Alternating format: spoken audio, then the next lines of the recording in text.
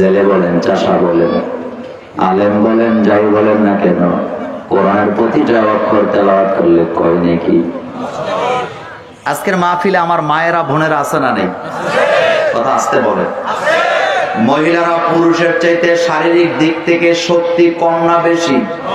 অবশ্যই একটু কম, দুর্বল, সফট করে আল্লাহ তাদেরকে বানিয়েছেন। কিন্তু আমি জানতে চাই, এই কোরআন থেকে কোন নারী যদি একটা অক্ষর তেলাওয়াত করেন কয় নেকি পাবে?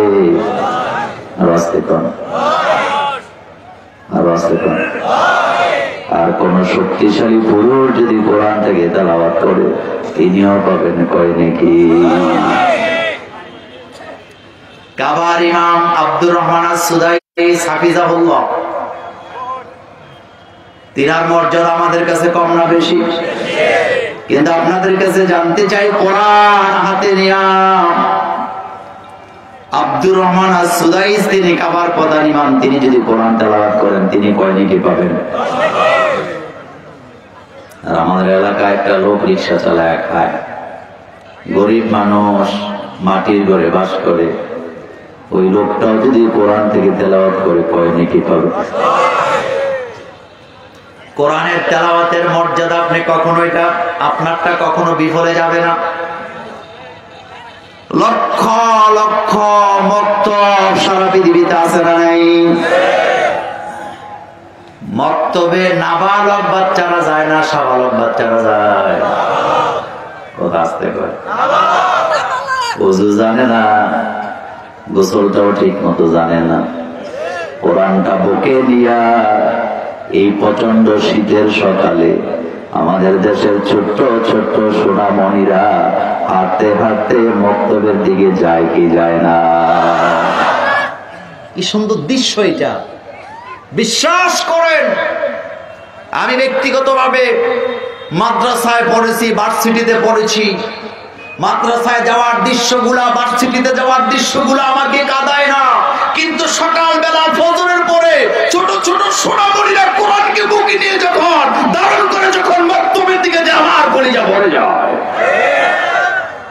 আপনাদেরটা ভরে না? আপনাদেরটা ভরে না? নবীজি বললেন, ছোট ছোট নাবালক বাচ্চাগুলা সকালবেলা ফজরের পরে ঘুম থেকে জেগে যখন মক্তবে যায় অথবা পড়ার জায়গায় যায়, তাদের তো গুনাহ নাই, তাদের তো সওয়াবও নাই। এই বাচ্চাগুলা যখন আল্লাহর কোরআনের তেলাওয়াত করতে থাকে, প্রত্যেকটা সওয়াব তার মা বাবার আমলনামায় চলে যায়। কার আমলনামায় চলে যায়? পৃথিবীতে যত ধর্মীয় গ্রন্থ আছে, ধর্মীয় নেতা ছাড়া কেউ টাচ করা নিষেধ। শুধুমাত্র একটা কিতাব, আলেম হোক, মুহাদ্দিস হোক, মুফাসসির হোক, খতিব হোক, বক্তা হোক, আইমায়ে মাসাজিদ হোক, তালিবুল ইলম হোক, রিকশাওয়ালা হোক, ঠেলাওয়ালা হোক, জেলে হোক, কুলি হোক, দিন মজুর হোক, গরিব হোক, ভিক্ষুক হোক, এই কোরআন সবার জন্য হাতে নেওয়ার অধিকার আছে না? না, কি কোরআন আল্লাহ আমাদের দিলেন! সুবহানাল্লাহ পড়েন, সুবহানাল্লাহ। সবার জন্য উন্মুক্ত, সবার জন্য উন্মুক্ত। আমার বন্ধুগণ, এই কোরআনটা আল্লাহ নাযিল করেন, আল্লাহ পাক বলেছেন, শাহরুর রমাদান আল্লাযী উনজিলা ফীহিল কুরআন হুদাল লিন-নাস ওয়া বায়্যিনাতিন মিনাল হুদা। হেদায়েত শব্দটা আল্লাহ দুইবার দিলেন। জোরে বলেন, কয়বার দিলেন? আস্তে কোন? হুদাল লিন-নাস একবার বলেন, এরপরে আবার বললেন অবায়্যিনাতিন মিনাল হুদা। আল্লাহ বলেন, কোরআনের হেদায়েত পাইয়া ঘরের ভিতরে নামাজ আদায় করলে তাসবিহ পড়লে হবে না, বিচার বিভাগ থেকে নিয়ে সব জায়গায় কোরআনের আইনটা চালু করে দেওয়া লাগবে। হেদায়েত ব্যক্তি পর্যায়ে পেলে হবে না, পুরো জনগণকে নিয়ে হেদায়েত পেতে হবে। আমি একটা আবেগের কথা বলে আমি আমার আলোচনায় চলে যাচ্ছি। আমার আজকের মাহফিলের সভাপতি সাহেব, তিনি একজন অনেক বড় মাওলানা, মুরব্বী, আমাদের ভালোবাসার মানুষ। তিনি আমাকে দেখছেন, আমি আপনাদের ওয়াজ করতেছি, আপনাদের শোনাচ্ছি। তিনি যেই জান্নাতে যাবেন, তিনি যদি জান্নাতে যাওয়ার পরে ডান দিকে বাম দিকে তাকায় দেখে মোল্লা নাজিম জান্নাতে নাই, তিনি বোধহয় কষ্ট পাবে না? তিনি বোধহয় কষ্ট পাবে না? তিনি আফসোস করে বলবে, আহারে, মোল্লা নাজিম কোরআন হাতে নিয়ে এত বড় চিৎকার দিল, কিন্তু জান্নাতে আসতে পারলো না। আল্লাহর দিকে তাকায় বলবে, আল্লাহ, যে জান্নাতে আসলাম, আমার আত্মীয় স্বজন সবাইকে দেখি, মোল্লা নাজিমকে কেন দেখি না? এই কথাটা এই জন্য বললাম ভাইয়েরা, আপনারা যারা বাংলাদেশে আছেন, নেতা বলেন, নেত্রী বলেন, একটা লোক যদি আপনারা জান্নাতে না যান, আমরা ব্যক্তি পর্যায়ে জান্নাতে গিয়া শান্তি পাবো না। আপনি যেই দলই করেন না কেন, আল্লাহর কসম, জান্নাতের আনা আছে কান আছে, আপনাকে আমি খুঁজে বেড়াবো।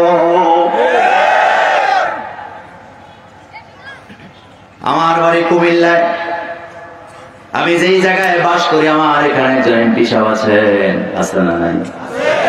একজন ডিসি সাহেব আছে না নাই? একজন এসপি সাহেব আছে না নাই?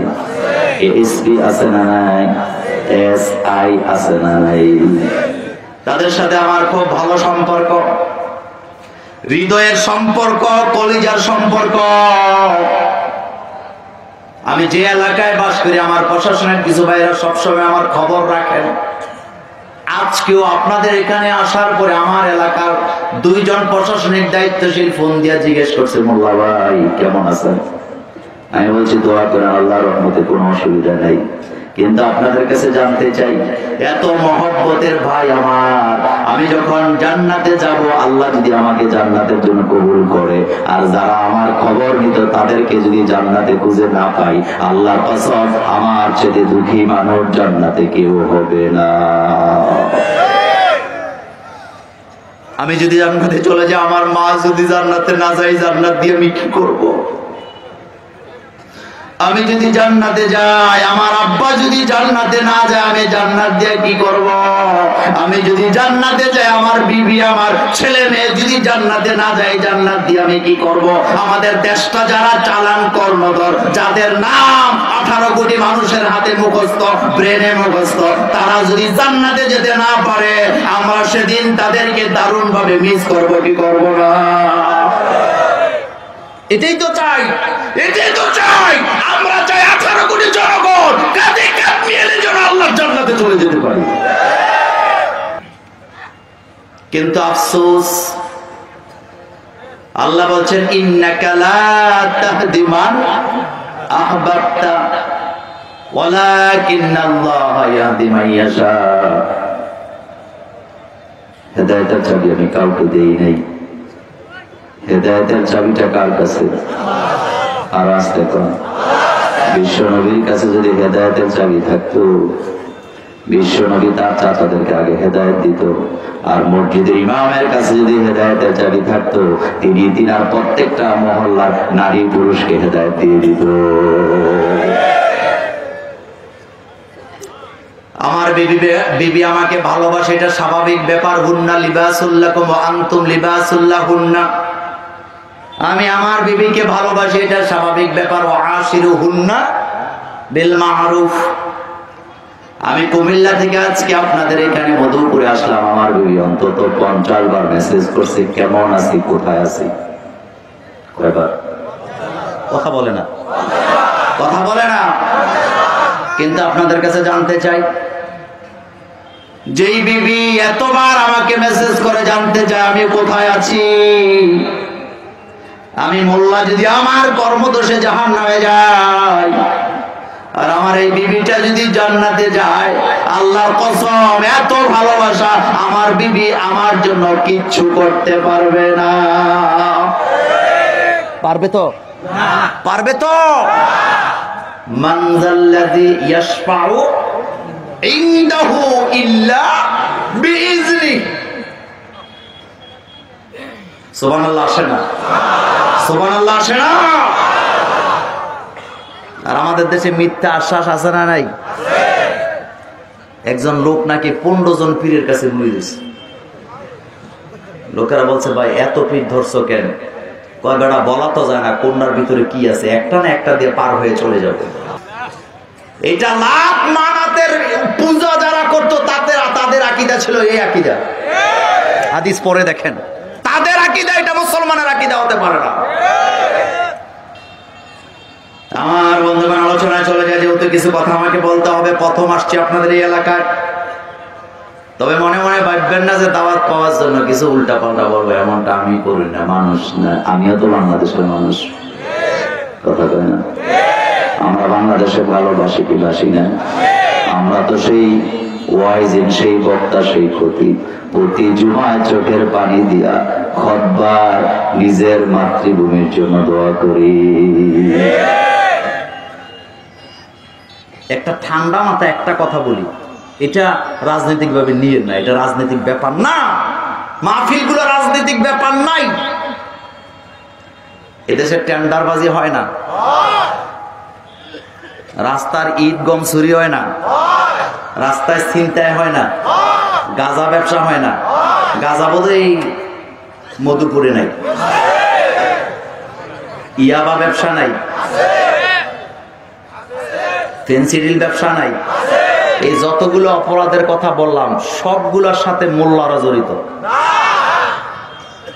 আমার দেশের মোল্লারা টেন্ডার কারে কয় চিনেই না। পিডব্লিউডি কি, পিডব্লিউডি কি, রুটস কি, হাইওয়ে কি, পানি উন্নয়ন কি, সড়ক বিভাগ কি, আমার দেশের মোল্লারা জানেই না। এগুলি কারা করে? মোল্লারা। আমরা আমার মামুরা করি। আমরা আমার কথাটা এই জন্য বলি না, একটা কারণ আছে আমার ভাইয়েরা। একজন আলেম পৃথিবীতে খুঁজে পাবেন না যিনি ক্রাইমের সাথে জড়িত আছে। তো বুঝবেন না, টুপি পইরা পাঞ্জাবি লাগাইয়া ক্রাইম করলে আলেম হয় না। আলেম হতে হলে কোরআন হাদিস বুঝা লাগে। কি বুঝতে হয়? আসলে আলোচনায় চলে যাই, আমি কিছু কথা বলবো, আমার সাথে পড়েন। আউযু বিল্লাহি মিনাশ শাইতানির রাজীম, বিসমিল্লাহির রহমানির রহিম। আম্মা ইয়াতাসাআলুন। পড়তে ইচ্ছা করে না? পড়তে ইচ্ছা করে না? যারা পড়েন আমার সাথে পড়েন। আম্মা ইয়াতাসাআলুন আনিন নাবাইল আযীম আল্লাযী হুম ফীহি মুখতালিফুন কাল্লা সায়া'লামুন সুম্মা কাল্লা সায়া'লামুন আলাম নাজ'আলিল আরদা মিহাদা ওয়াল জিবালা আওতাদা ওয়া খালাকনাকুম আজওয়াজা। এতটুকু বলো, যেহেতু আমি শীতের রাত, আপনারা দূর দূরান্ত থেকে এসছেন, আপনাদেরকে আমি কষ্ট দেব না। একেবারে কান পেতে ঠান্ডা মাথায় কথাগুলি মগজে ঢুকাইতে হবে। কোরআনের সূরা কয়টা? সবাই বলতে হবে। মায়েরা বোনেরাও তো পাশে আছে, আছে না নাই? দুই দলের জন্য কথা হবে। কোরআনের সূরা কয়টা? 114। আজকে যেই সূরাটা আমরা তেলাওয়াত করলাম, এই সূরাটা কোরআনুল কারীমের 78 নম্বর সূরা। সূরার নাম সূরাতুন নাবা। নাম কি? নাবা। আয়াত সংখ্যা 40, রুকু সংখ্যা 2। সূরাটা নাযিল হয়েছে মক্কায় রাসূলুল্লাহ সাল্লাল্লাহু আলাইহি ওয়াসাল্লামের নবুয়তের প্রথম দিকে। এবার সবাই বলেন সূরার নাম। সবাই কয় না? না বা, না বা। আয়াত কয়টা? রুকু কয়টা? নাযিল হয়েছে কোথায়? নাবা শব্দের অর্থ হলো সংবাদপত্র। কি পত্র? সংবাদপত্র। জাতির বিবেক এমন একটা স্লোগান আছে না নাই? আর আসতে কম। কিন্তু মাঝে মধ্যে সংবাদপত্র জাতির জন্য ডেঞ্জারাস হয়ে যায়। সংবাদপত্র যেন জাতির বিবেকেই থাকে, সংবাদপত্র যেন বস্তুনিষ্ঠ থাকে। সেজন্য আমার আল্লাহ এই বিশ্বনবীর নবুয়তের প্রথম দিকে দুইটা দাওয়াত দিতেন। কয়টা? তাওহীদ, রিসালাত, এটা মিললে একটা, আর আখিরাত। কয়টা হইছে? যদি তিনটা ভাগ করেন তিনটা, কিন্তু মূলত দুইটা, তাওহীদ, আখিরাত। তাওহীদ, রিসালাত, আখিরাত। তাওহীদ রিসালাত একসাথে, লা ইলাহা ইল্লাল্লাহু মুহাম্মাদুর সাল্লাল্লাহু, এটা হলো তাওহীদ আর রিসালাত। এরপরে কি দিলেন? আখিরাত। তাহলে কয়টা হলো? দুইটা। আমার বন্ধুগণ, সূরাতুন নাবা যখন নাযিল হয়, ঠান্ডা মাথায় বলেন, রাজনীতি খুঁজছেন না, এমনিতে বুঝার জন্য বলি। আমাদের বাংলাদেশে একটা সংসদ আছে না নাই? মধুপুরের মানুষ আর একটু জোরে বলা লাগবে। সংসদে রাজনীতি হয় কি হয় না? কিন্তু জানতে চাই, আপনাদের এলাকায় চা স্টল আছে না নাই? চা স্টলে রাজনীতি হয় না? এবার জানতে চাই, সংসদে বেশি রাজনীতি হয় না চা স্টলে বেশি হয়? ঠান্ডা মাথায় বুঝেন, সংসদে রাজনীতি করতে হলে আপনাকে এমপি হওয়া লাগবে, সংসদের আইন কানুন জানা থাকা লাগবে, স্পিকারের কাছে আগেই দরখাস্ত দেওয়া লাগবে, অমুক দিন অতটা সময় আমি সংসদে বক্তব্য দেব। কথাকে ঠিক না বেঠিক? টাইম সেট করতে হবে, স্পিকারের কাছ থেকে সময় নিতে হবে। হুইপ যারা, তাদের চিঠি পাইয়া সংসদে আবেদন করা লাগবে।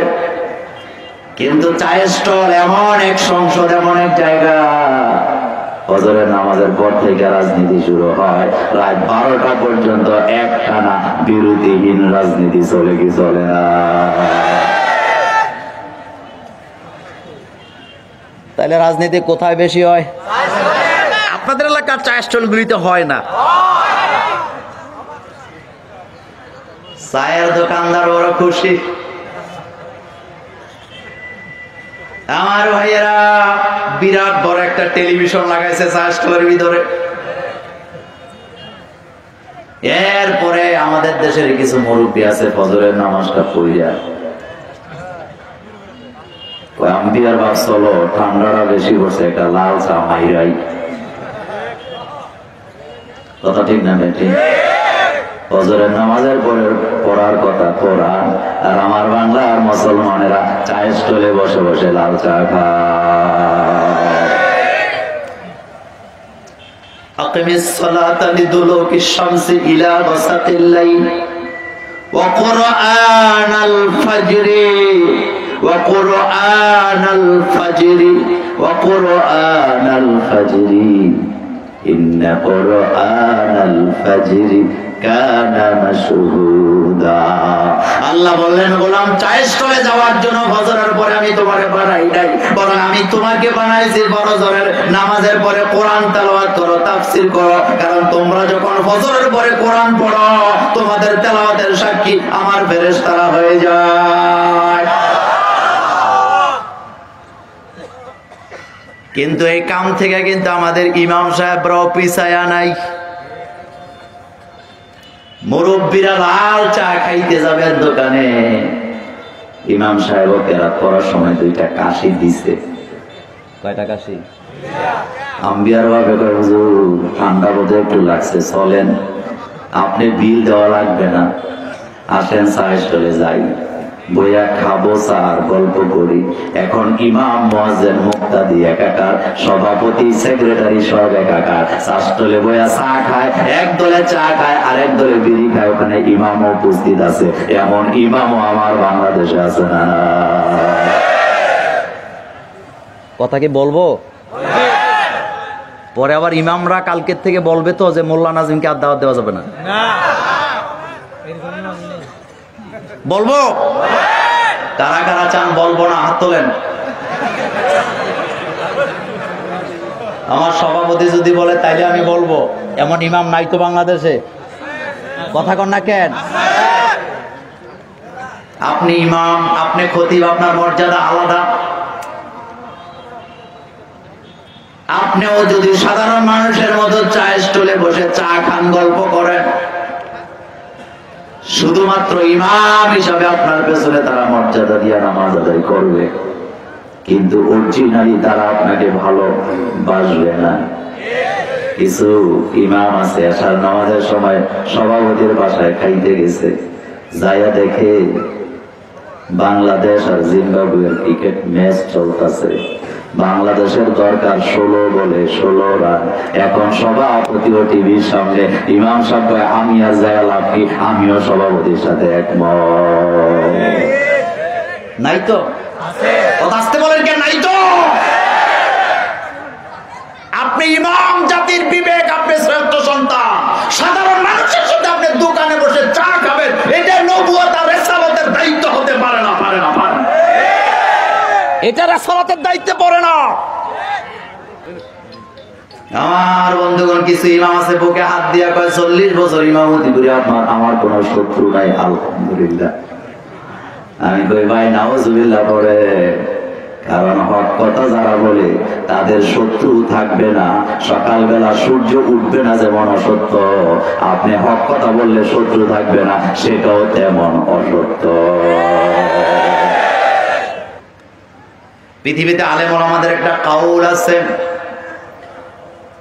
মান সাকাতা আনিল হক ফাহুয়া শাইতানু আখরাস।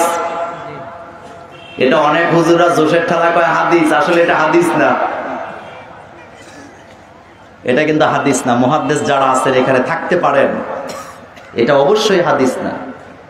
এটা হাদিস আমরা বলি, তবে বহুল প্রচলিত একটা শব্দ, ওলামাদের কাউল।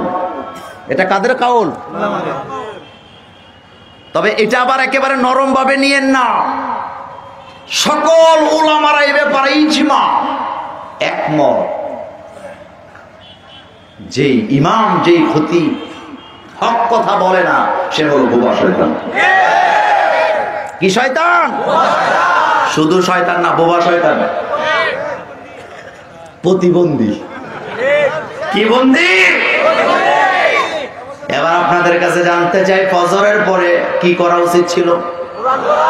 কিন্তু চায়ের স্টলে যে রাজনীতি করে এমন মানুষ আমাদের সমাজে নাই। বুঝাইতে চাইলাম, চায়ের স্টলের রাজনীতি বড় মারাত্মক, বড় মারাত্মক, বড় মারাত্মক। চায়ের স্টলের রাজনীতি, সংসদের রাজনীতি কারো বিয়া ভাঙে না, কিন্তু চা স্টলের রাজনীতি গরিবের মেয়ের বিয়া ভাঙ্গা চুরমার করে দেয়। কথাটা বুঝাইতে পারি নাই। সংসদের রাজনীতি কোন ব্যক্তির মেয়ের বিয়া, কিন্তু চায়ের স্টলের রাজনীতি বিয়া ভেঙে চুরমার করে দেয়। সংসদের রাজনীতি কোন খতিব আর ইমামের চাকরি যায় না, চায়ের স্টলের রাজনীতি ইমামের চাকরি চলে যায়। তাহলে বোঝা গেছে এটা আরো বেশি মারাত্মক। টিভি লাগায় লইছে, কি লাগায় লইছে? বুড়া মানুষ দাড়ি সাদা হয়ে গেছে, এডিরে আপনারা কি কর? এডিও সাদা, এডিরে কি কর? কথা কয় না। এডিও সাদা হয়ে গেছে, যেহেতু এগুলা এগুলা এগুলা সাদা হয়েছে, তো বাকিগুলা কালো রয়েছে। চায়ের কাপটা হাতে নিয়া এতিমের মতো রাজ্জাক সাবানার ছবি চাইতেছে বুড়ায়। যুবক একটা যায় কয়, দাদা কি চান? কয় তুই বুঝবি না, এটি আমাদের যুগের ছবি। এত আসতে ঠিক হইলো কেন? বলে না? কয় দাদা এটা কার ছবি? কয় জসিমার ছবি। তো জসিম কেরা? কয় তুই বুঝবি না, এটা আমাদের যুগের। তুমি বুড়া, তোমার ঠ্যাং ভেঙে দিয়ে মসজিদে বসায় রাখা দরকার। এখন কব মোল্লা নাজিম এটা সন্ত্রাস। আসলে আমি এটা বুঝাই নাই, আমি বুঝাইতে চেয়েছি আপনি মুরব্বী হয়ে গেছেন, আপনি কবরের কাছাকাছি কারিবুল মউত কারিবুল কবর আপনি হয়ে গিয়েছেন। এখন আপনি দোকানে বসে চায়ের স্টলে রাজনীতি করা, সিনেমা চলা, ছায়াছবি দেখা মানায় না, আপনি একে মসজিদে মানায়। বলবো বলবো কোথায় মানায়? যায়নি সময় তো। কিছু বুড়া আছে ঘরে বয়ে বয়ে ফুতের বউ নিজের বউরে খালি গালাগালি করে। আর এরকমের বউ ফিডেন না পাবলিক তো আজকের মাহফিলে নাই, সব দুধের দোয়া তুলসী পাতা। মা বোনদেরকে বলে দিয়ে যায়, মায়েরা বোনেরা, তোমাদেরকে যদি তোমার স্বামীরা দিনের বেলা পিডায়, তোমরা রাতের বেলা দরজা লাগায় ফিরাইবে।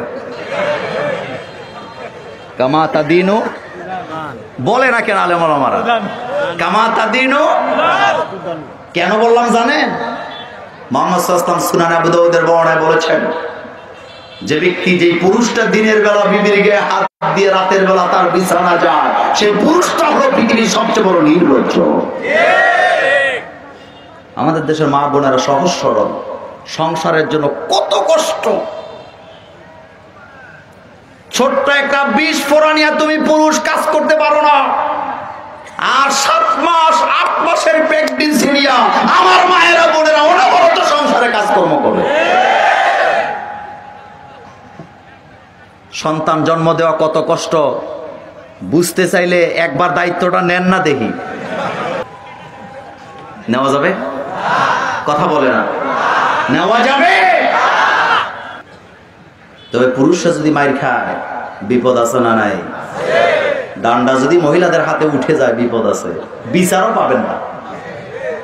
কারণ কোন মহিলাকে যদি আপনি যদি আপনার বিবিকে মারেন, উনি বিচার চাওয়ার জন্য চেয়ারম্যানের কাছে যেতে পারবে? পারবে না? যাই বলবে, চেয়ারম্যান সাহেব, ওসি সাহেব, আপনার কাছে আসছি, আমার স্বামী মারে, উনি ডাক্তার নিয়ে বিচার করতে পারবে। কিন্তু কোন পুরুষ যদি ওসি সাহেবের কাছে যায়, ওসি সাহেব বিচার করেন, ব্যবস্থা নেন, আমার বিবি আমারে পিডায়, ওসি সাহেব করবে তুই বিষ খেয়ে মরে যা।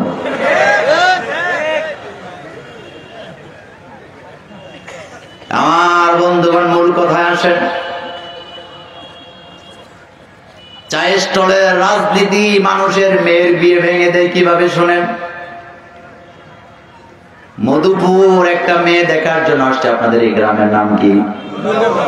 দুর্গাপুরে আসছে, ঢাকা গাজীপুর থেকে। গাড়ি ভৈরা 15-16 জন লোক আসছে মেয়েকে দেখার জন্য। তবে 15-16 জন একসাথে দেখা জায়েজ নাই। বিয়েতে মেয়েকে দেখবেন তিনি, মেয়েরে বিয়ে করবেন। কি ওয়াজ করবো? আহারে, আমাদের দেশে মুরব্বী খুব মুরব্বী বাবা আইসে বউ চাইতে ছেলের জন্য। মেয়ে পক্ষ কয়, ভাইজান ছেলেরে আনবেন না? কয় না, আমার ছেলে খুব ভদ্র ভালো মানুষ, আমি যেটা পছন্দ করি আমার ছেলে হেডারই করব। তো মিয়া সাহেব, আপনি 80 বছর বয়স, আপনার 80 বছর আগের পছন্দ এখন চলবে? দেখা দিলাম না, ওই ওয়াজ আজকে করি না। আজকে যেটা বলতে চাই, গাজীপুর থেকে আসছে মেয়ে দেখার জন্য। চায়ের স্টলে লোকেরা বসা, 3 রাস্তার মোড়ে চায়ের স্টল। একটা লোকেরা দেখছে দাড়িওয়ালা মানুষ, দেখতে ভালোই তো লাগে, ডাক দিয়ে নিয়ে কয়, ভাইজা অমুকের বাড়িটা কোন দিকে? কেন আইছেন? কেন কেন কেন আসছেন? কয় ভাইজান বাড়িটা কোন দিকে? পরে কব, আগে কোন কি লিগে আইছেন? আমরা গাজীপুর থেকে আসছি, একটা মেয়ে নাকি আছে। কয় ভাই, ও বুঝছি, বাড়িটা ওই দিকে গিয়া, ডাইনে গিয়া বামে যাবেন, বামে গিয়া সামনে যাবেন, যায় দেখবেন একটা বাড়ি আছে, তবে সাবধান, বুঝছা শুনে কাম কইরেন। এরকম লোক নাই? আছে, এখন আর মাতে না।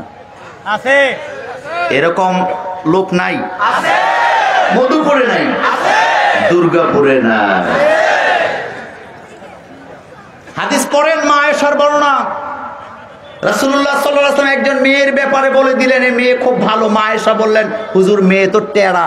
আল্লাহর নবী বলেন, টেরা হওয়া দোষের কিচ্ছু না, যার নৈতিক চরিত্র ভালো সে আল্লাহর কাছে উত্তম। আর এখন সে কি বলছে? কয় সাবধানে কাম করেন দিছে আর কি একেবারে কি ঢুকাইছে এটা আপনারা কইবেন, আমি বললে মানাবেন। তুই বেয়াদব, তোর দাঁতের মধ্যে গরম লোহা লাগায় দেওয়া দরকার, তোর জিহ্বাটা কেটে ফেলে দেওয়া দরকার। তুই আরেকজনের মেয়ের বিয়ে ভেঙে দেস, আবার তুই আবার মসজিদে সর্দারি করতে আইস। রাগ করেন না, কষ্টের জ্বালায় কথাগুলি বলি। আপনি যার মেয়ের বিয়ে ভেঙে দিয়েছেন তার হৃদয়টাকে আপনি ভেঙে চুরমার করে দিয়েছেন। আপনার তাওবা কবুল হবে না ততক্ষণ, ওই লোকের কাছে আপনি ক্ষমা চাইবেন না যতক্ষণ। আমার বন্ধুগণ, কিন্তু নিজের মর্যাদা দিতে জানলেন না।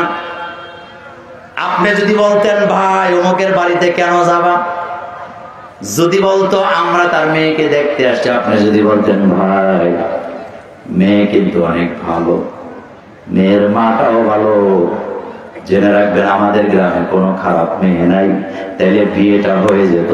ভবিষ্যতে যত মেয়ে আপনার এই গ্রামে আছে তাদের জন্য রাস্তাটাও খুলে যেত। গাজীপুরের লোকেরা বাড়ির যায় কইতো মাইয়া আনলে দুর্গাপুর যাও, কারণ এই গ্রামের সব মেয়েরা ভালো। কথা আসতে কয়, কথা ঠিক কিনা? জিহ্বা যে কত দোষ, এই জন্য তো রাসূল সাল্লাল্লাহু আলাইহি ওয়াসাল্লাম বলেছেন জিহ্বার হেফাজত যারা করবে আমি মুহাম্মদ সাল্লাল্লাহু আলাইহি ওয়াসাল্লাম তাদেরকে জান্নাতে দেওয়ার দায়িত্ব নিলাম। আমার বন্ধুগণ, আমি আলোচনায় যেতে হবে আমাকে বলছিলাম এই রাজনীতি চলে তো, তাহলে সূরার নাম নাবা অর্থ কি? এখন আপনাদের কাছে জানতে চাই তিলের তাল বানায় কে?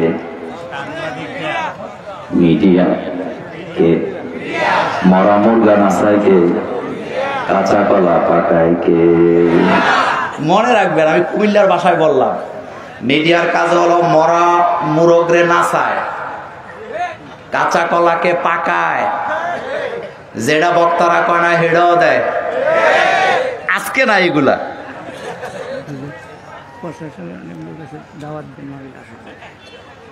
এরকম আছে না নাই? আছে না নাই?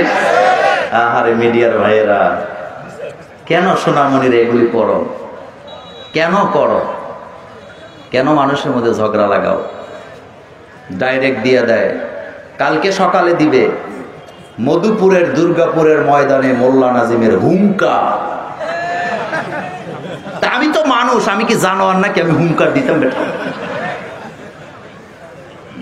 এই জন্য মিডিয়ার নামে আল্লাহ একটা সূরা দিয়ে দিল। আলহামদুলিল্লাহ, তোমরা যারা মিডিয়ার জগতে কাজ করো তোমাদের প্রতি আমার নসিহত হলো, তোমরা অনেক গুরু দায়িত্ব পালন করছো, আমাদের কথাগুলি লক্ষ লক্ষ মানুষের কাছে ছড়ায় দিচ্ছ, কিন্তু সোনামণিরা কাজ করবা দুইটা নিয়তে, দুনিয়া এবং আখেরাত।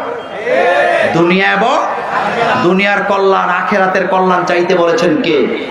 রব্বানা আতিনা ফিদ দুনিয়া হাসানা ওয়া ফিল আখিরাতি হাসানা। সুতরাং তুমি যে থাম্বনেল দিবা এটা যেন দুনিয়ায় প্যাচ লাগানোর জন্য না হয়, কারণ তুমি যে থাম্বনেল দিচ্ছ তুমি ইচ্ছা করে মোল্লা নাজিম উমক তুমক বক্তাকে তুমি প্রশাসনের মুখোমুখি দাঁড় করায় দিচ্ছ। এরকম আছে না নাই? খবরদার। এই জন্য আল্লাহ পাক একটা সূরা দিলেন, সূরার নাম নাবা। নাবা শব্দের অর্থ কি? আয়াত কয়টা বলছিলাম? আজকে আমরা সবগুলা পারবো না, কয়েকটা বলি। এবার শায় নজরুলটা শোনেন। মক্কার অলিতে গলিতে কাফেরেরা বিভিন্ন ধরনের জটিকা মিছিল, জটিকা মিটিং করা শুরু করলেন। মুহাম্মদ সাল্লাল্লাহু আলাইহি ওয়াসাল্লাম যেই তাওহীদের দাওয়াত দেন, রিসালাতের দাওয়াত দেয়, আখিরাতের কথা বলে, কিয়ামতের কথা বলে, একজন আরেকজনকে টিপ দিয়ে দিয়ে দীর্ঘায়। আচ্ছা বলতো, মুহাম্মদ সাল্লাল্লাহু আলাইহি ওয়াসাল্লাম তো বলে আকাশ নাকি ভাঙে পড়ে যাবে, জমিন নাকি টুকরা টুকরা হয়ে যাবে, আসলে কি হবে? খোসা মারে আর কি, আসলে কি হবে? মোল্লারা যে এগুলা বলে আসলে কি সত্য?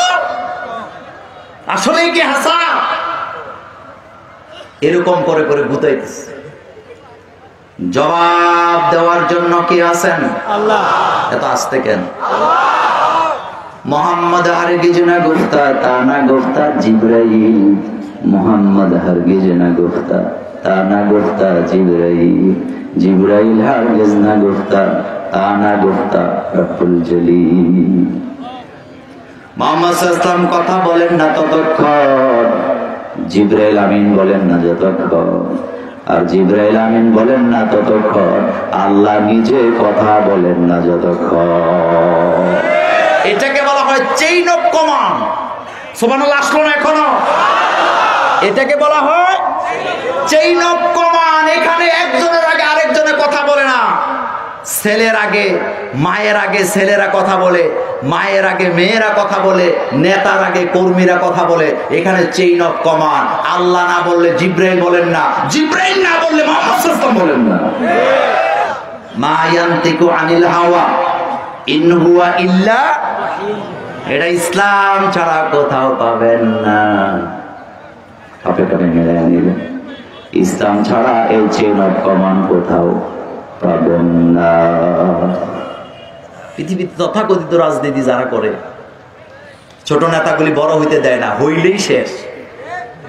ফাতি নেতারা যায় কয় নেতা সাহেব তারে এত সাইড দেন, তে তো আপনার উপরে চলে যাচ্ছে কপালাতে। শুধুমাত্র ইসলাম প্রচার করে যারা, ইসলামে আন্দোলন যারা করে, তারাই চায় আমার পথে আরো হাজার হাজার কর্মী তৈরি হয়ে যায়। এটা ইসলামের মিশন, এটা ইসলামের মিশন। আমরা যারা আলেম, আমরা চাই আমার ছেলেটা আলেম হোক। আমরা যারা কোরআনের দায়ী, আমরা চাই আমাদের পরে হাজার হাজার কোরআনের দায়ী তৈরি হোক। কারণ কোরআনের দায়ী যদি থাকে, পৃথিবীতে হেদায়েতের কিতাব থাকবে। আমার নবীজিকে আল্লাহ জানাই দিলেন, তারা কানা গুসা করে আখিরাত নিয়া, কিয়ামতের সংগঠিত শব্দ নিয়া। আপনি তাদের জবাবগুলি কড়া ভাবে দিয়ে দেন, শক্ত ভাবে দিয়ে দেন। আম্মা ইয়াতাসাআলুন, ধমকি দিলেন আল্লাহ। আম্মা ইয়াতাসাআলুন, কোন খবরটি নিয়ে তারা কানাঘুষা করছে? একজন আরেকজনকে গুতা মারতেছে, একজন আরেকজনের কানের মধ্যে ফিস ফিসাইতেছে। কোন খবরটি নিয়ে? আনিন নাবাইল আযীম, ওই খবর, ওই বড় খবর। আল্লাযী হুম ফীহি মুখতালিফুন, যেই খবরটি নিয়ে তারা কানাঘুষা করছে। কাল্লা সায়ালামুন, কখনো নয়, এটা ঘটবে, এটা তারা দেখবে। সুম্মা কাল্লা সায়ালামুন, কখনো নয়, তারা এটা দেখবে, তারা জানবে এবং তারা বুঝবে, এটা তাদের চোখের সামনে ঘটবে। সুবহানাল্লাহ আসলো না? রাতে ঘটবে, চোখের সামনে দিবালোকে ঘটবে। কি ঘটবে আমার ভাইয়ের? আল্লাহ অন্যত্র জবাব দিলেন, ইদাস সামাউ ফাতারাত, পড়তে ইচ্ছা করে না? ইদাস সামাউ ফাতারাত ওয়া ইযাল কাওয়াকিবু ইনতাসারাত ওয়া ইযাল বিহারু ফুজ্জিরাত ওয়া ইযাল কুবুরু বু'সিরাত আলিমাত নাফসুম মা কদ্দামাত ওয়া আখারাত। আল্লাহ বলেন, ইদাস সামাউ ফাতারাত, যখন আকাশটা ভেঙে চূর্ণ বিচূর্ণ হয়ে যাবে। আপনি যদি একটা পুরান বিল্ডিং ভাঙতে চান, ওই বিল্ডিং এর ফ্লোর আগে ভাঙবেন না ছাদটা আগে ভাঙবেন? কথা বলেন, কি আগে ভাঙবেন? তাহলে পৃথিবীর ছাদ কি? আল্লাহ বলতেছেন, ইজাস সামাউ ফাতারাত, জমিন আগে ভেঙে দেওয়া হবে না, আগে কিন্তু ছাদ ভেঙে দেওয়া হবে। আল্লাহ বলেন, এটা ভেঙে দেওয়ার জন্য আমি একজন ফেরেশতাকে নিযুক্ত করে রেখেছি। আফসোস আমার ভাইয়েরা, আমার বাংলাদেশে পুরান বিল্ডিং বানতে যে পরিমাণ টাকা খরচ হয়, সেটা দিয়ে আরো 10টা বিল্ডিং বানানো যায়। এটা আসতে কইছে, কত সত্য না মিথ্যা? এমন ঘটনা আমাদের দেশে নাই। আল্লাহ বলেন, আমি একজন ফেরেশতাকে দায়িত্ব দিয়ে রেখেছি, তার হাতে একটা কি আছে? কথা বলেন, সিঙ্গা মানে ওই যে গালের মধ্যে লাগায় হেডা না, সিঙ্গা মানে বাঁশি। বাঁশি আমাদের পুলিশ ভাইদের হাতে বাঁশি আছে না নাই? ট্রাফিকের হাতে আছে না নাই? গ্রাম পুলিশের হাতে আছে না নাই? তারা এটা গলায় ঝুলায় রাখে অথবা পকেটে নিয়ে রাখে। কিন্তু আকাশের জমিনের মালিক যে ফেরেশতাকে নিযুক্ত করলেন, তিনি তার বাঁশিটা পকেটেও নিয়ে রাখেন নাই, গলায় ঝুলায় রাখেন নাই, বরং অলরেডি তিনি এটা মুখে নিয়ে বসে আছে।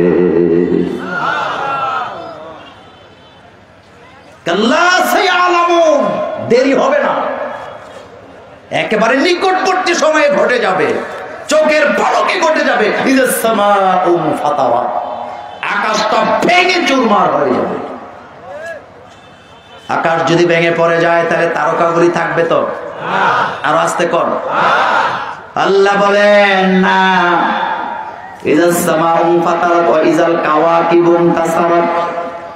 আকাশ ভেঙে যাওয়ার পরে তারকারাজিও ভেঙে পড়ে যাবে।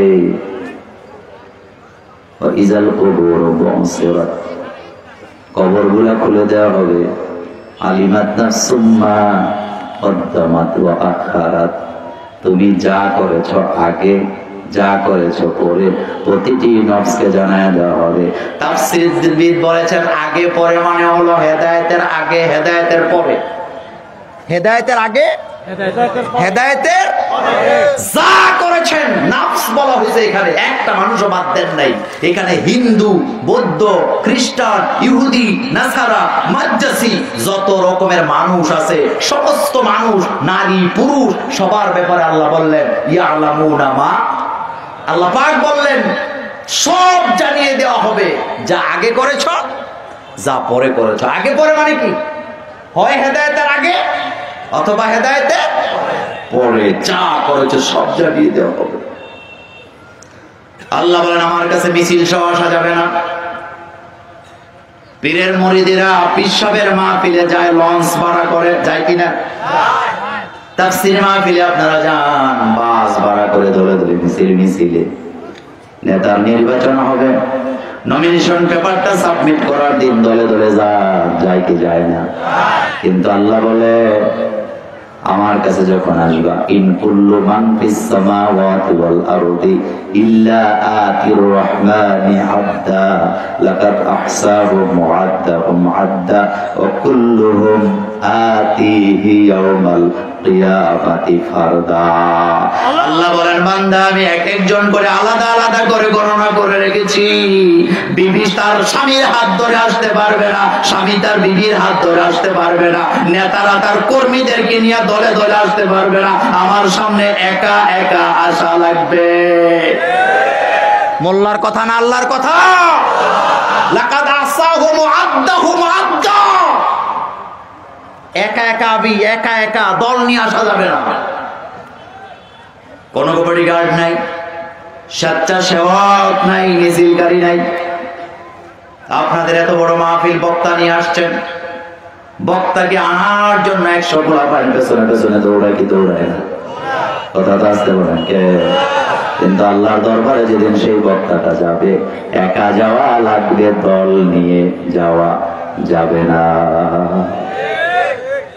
কুল্লুহুম আতিহি ইয়াউমাল কিয়ামাতি ফারদা, একা আসবি, একা এতিমের মতো দাঁড়াবি, ডাইনে বামে কাউকে তুই খুঁজে পাবি না। আর হাতে প্রেমিকার হাত ধরে হাঁটে, হাতে নিরাপত্তা দেয়। একটারে জিগাইলাম বেটা এটা কি বউ? কয় না হুজুর এটা বউ না প্রেমিকা। তো হাত ধরছত কেন? কয় হুজুর নিরাপত্তা দেই। এরকম পোলাপান বাংলাদেশে নাই। কথা তো আসতে বলেন কেন?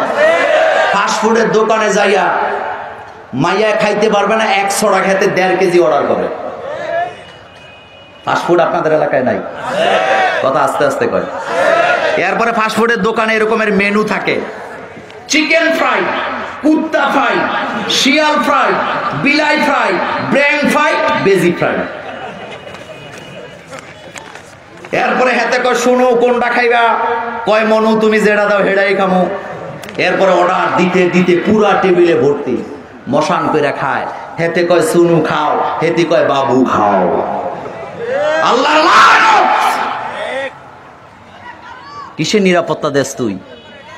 কেউ কারো নিরাপত্তা দিতে পারে না। এটা দায়িত্ব কার? আল্লাহ পাকের। আল্লাহ পাকের দায়িত্ব। আজকের পৃথিবীতে আমি দেখেছি যে আপনার স্বামী যখন স্ত্রীকে নিয়ে যায় রাস্তা পার করার জন্য হাত ধরে, এটা ধরা যায়, যেটা সুন্নাহও বটে। আপনি রাস্তাটা ধরে আপনার বিবিকে পার করে দিলেন, এটা সুন্নাহও বটে। কিন্তু কিয়ামতের ময়দানে হাত ধরে ফুলছেরা পার হওয়ার কোনো সুযোগ নেই। মোল্লার কথা না আল্লাহর কথা? এত আসতে বলেন কেন? আল্লাহ বলছেন এমন কারো শক্তি নেই আমার সামনে দাঁড়ায় তোমার জন্য সুপারিশ করতে পারে, আমি যদি ক্ষমতা না দিই। তো ভয়ানক জায়গা আমারও ভাইয়েরা, কিয়ামতের মাঠ বড়ই ভয়ানক। গোশ চলবে তো? আওয়াজ দেখুন, গোশ চলবে তো? দুনিয়াতে গোশ নাই, ব্যাখ্যা দিলাম না। আল্লাহ বলছেন ওয়াত্তাকু ইয়াওমান লা তাজজি নাফসুন আন নাফসিন শাইআ ওয়ালা ইউকবালু মিনহা শাফাআত ওয়ালা ইউখাযু মিনহা আদল। আল্লাহ বলেন গোলাম ওয়াত্তাকু, ওই দিনটিকে ভয় করো যেদিন কোন নফস কোন নফসের উপকার করতে পারবে না। নফস বলা হয়েছে, ব্যক্তি বলা হয় না, আলাদা আলাদা প্রত্যেকটা মানুষের কথা বলা হয়েছে। হিন্দু, বৌদ্ধ, খ্রিস্টান, নারী, পুরুষ সবার জন্য, আলেম, ওলামা, পীর, বুজুর্গ সবার জন্য বলা হয়েছে ওয়াত্তাকু ইয়াওমান লা তাজজি নাফসুন আন নাফসিন। কোন নফস কোন নফসের উপকার করতে পারবে না, পারবে না, পারবে না, পারবে না। আমাদের পরিবারে যারা নামাজ রোজা করে না, মাঝে মধ্যে দেখা হয় জানাজায় গেলে, বিভিন্ন অনুষ্ঠানে গেলে হাসি দিয়া কই নামাজ পড়েন তো? হাসি দিয়া কই নামাজ কেন পড়বো, তুমি আছো না। বুঝেন নাই কি বলতেছে? তুমি আছো না। ছেলেরে হ্যাপস খানায় দিছে, মা নামাজ পড়ে না। ছেলে কয় মা নামাজ পড়ো না, কয় বাবা তুই আছো না। এরকম নাই তো? আস্তে আস্তে বলে। ওনারা আলেম বানাইছে, ইমাম বানাইছে, নিজে নামাজ পড়ে না, কয় তুমি আছো না। আবার কিছু লোক তো ইদানিং মুছে তেল দেয়, নিজেরা নামাজ পড়ে না, তাফসীর মাহফিল করে জান্নাতে চলে যেতে চায়। আপনাদের কই না কিন্তু সভাপতি সাহেব এরকম আছে না? নাই, বহু আছে। তুমি নিজে নামাজ পড়ো না, তাফসীর মাহফিল করা, তোর তাফসীর মাহফিলের 1.5 পয়সার দাম আমার আল্লাহর কাছে নাই। নিজে আগে নামাজ ঠিক করো। লিমা তাকুলুনা মা লা তাফআলুন। আমার বন্ধুগণ, কথাটা বলার কারণ আছে, কিয়ামতের মাঠ বড় ভয়াবহ। এই ভয়াবহ দৃশ্য আমরা করোনাকালীন দেখেছি। কত বাপকে তার ছেলেরা রাস্তায় ফেলে দিয়ে চলে গেছে, কত মাকে ছেলেরা রাস্তায় ফেলে দিয়ে চলে গেছে। আমার আদরের পুলিশ ভাইয়েরা সেখান থেকে উঠায় নিয়া রাস্তা থেকে বিদ্যাদেরকে হাসপাতালে ভর্তি করাইছে। এমন প্রমাণ আমাদের বাংলাদেশে আছে না? মানবতা, এটা কি মানবতা? কুমিল্লার ঘটনা, কুমিল্লার কান্দির পাড়ের পাশে ফয়জুন্নেসা স্কুলের গেটে একটা রাতের বেলা পলিথিন পড়ে আছে, প্যাকেট। কুকুর যায়া সেখানে বারবার নাক লাগায়। পুলিশেরা, টহল পুলিশেরা যাচ্ছিল, চিন্তা করলেন কি যেন এখানে নড়ানড়ি করে। কাছে যায় দেখে পলিথিনের ভিতরে 70 বছরের একজন বুড়া মানুষ। কত বছর? পুলিশ ভাইরা উঠে কুমিল্লা মেডিকেলে নিয়ে গেলেন। যাওয়ার পর খোঁজ নিয়ে জানা গেল এই বুড়া মানুষটা লক্ষ্মীপুর থেকে আসছে। তার ছেলেরা যখন জানতে পারছে বাবা কোভিড-19 পজিটিভ, দেরি করে নাই, পলিথিন দিয়া পেঁচাইয়া কোথায় লক্ষ্মীপুর কোথায় কুমিল্লায় নাড়াই খেয়ে গেছে। আমি বুঝাইতে চাইলাম, দুনিয়াতেই যদি এই অবস্থা হয় তাহলে আখিরাতের অবস্থাটা কি হবে? আল্লাহ বলছেন ইয়াউমা ইয়াকুমুর রূহু ওয়াল মালাইকাতু সাফফা লা ইয়াতাকাল্লামুনা ইল্লা মান আযিন। আল্লাহ বলেন বান্দারে কিয়ামতের অবস্থা কি হবে একটু চিন্তা করো। আমি কোরআন সামনে নিয়ে বলে দিয়ে যাই, কোন নেতার পিছে পীরের পিছে ঘুরে কোনো লাভ নাই। নিজের আমলটা আগে ভালো করেন, আমল ছাড়া নাজাত পাওয়ার সম্ভাবনা নাই। সে আমল করতে রাজি আছে না নাই? কার জন্য? আল্লাহ। এত আসতে বলেন কে? সেজদা দিবেন কাকে? মাথা নত করবেন কার কাছে? জান দিবেন কার জন্য? আমাদের দেশে একটা সূত্র আছে, বারবার সবাই কয় জান বাঁচানো ফরজ। আমি বলতে চাই, বদরের সাহাবারা যদি এই স্লোগান দিতেন জান বাঁচানো ফরজ, তাহলে দুনিয়াতে দ্বীন আর কোরআনের রাজ কায়েম করা সম্ভব ছিল না।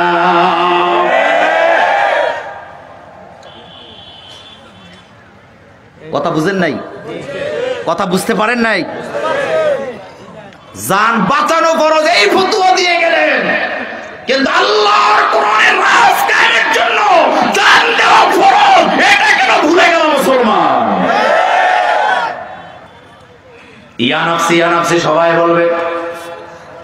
আল্লাহ রাব্বুল আলামিন বললেন সে কিয়ামত সংঘটিত হবে কতটা ভয়াবহ। ইযা যুলজিলাতিল, বলেন ইযা যুলজিলাতিল আরদু জিলজালাহা। আল্লাহ কিভাবে আঙ্গুল দিয়ে দেখায়, বান্দারে দেয় ভূকম্প যখন হয়, মানুষ কত অসহায়, লুকাবার জায়গা খুঁজে পায় না। লুকাবেন কোথায়? যে বিল্ডিং এ লুকাবেন ভেঙে পড়ে যাবে, যে গাছের নিচে লুকাতে যান ভেঙে পড়ে যাবে।